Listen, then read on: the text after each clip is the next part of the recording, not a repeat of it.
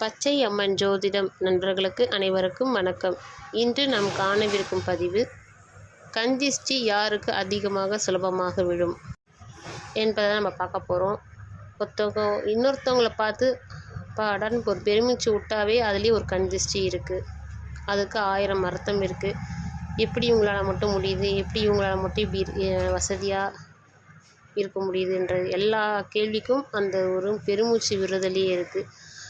அது ஒரு கந்திஷ்டி தான். அப்போது ஒரு ஜாதகருக்கு யாருக்கு கந்திஷ்டி விழும் அப்படின்னு பார்த்தோம்னா, இப்படி இருக்கும்போது ஒருத்தவங்களுக்கு கந்திஷ்டி விழுந்தால் கூட அவங்கள எதுவுமே பண்ணாது. 1000 பேர் அவங்கள சுற்றி கெட்டவர்களாக இருப்பாங்க. ஒரு சின்ன விஷயம் பண்ணால் கூட கந்திஷ்டி சீக்கிரமாக வைக்கிறவங்களா இருப்பாங்க. ஆனால் அவங்களுக்கு எதுவும் பண்ணாது. எப்படி அப்படின்னு பார்த்தோன்னா, அவங்கவுங்களோட ஜாதகம்தான். எப்படின்னு பார்த்தோன்னா, ஒளிக்கதிர்கள் என்று சொல்லக்கூடிய சூரியன், சந்திரன் 2 கிரகங்கள் இருக்குது.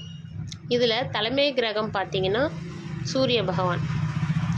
இந்த சூரிய பகவான் 1, 3, 6, 10, 11 இந்த இடத்துல இருந்தாங்கன்னா ஒருவர் ஜாதகத்தில் அவங்களுக்கு எப்படிப்பட்ட கந்திஷ்டியும் பலிக்காது, பலிதமாகாது அப்படின்னு எடுத்துக்கணும்.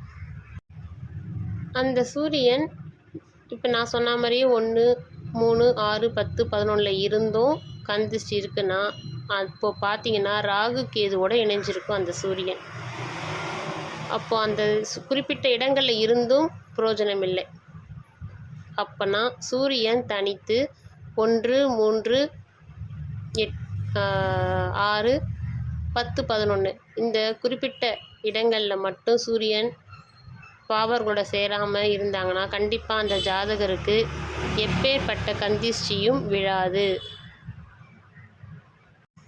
சரி, இப்போ இந்த கந்திஷ்டி விழுந்தவங்களுக்கு என்ன மாதிரியான பரிகாரம் பண்ணால் இவங்களுக்கு சரியாகும் அப்படின்னு பார்த்தோன்னா, இது ஒரு தடவை பண்ண உடனே சரியாகிற பரிகாரம் கிடையாது.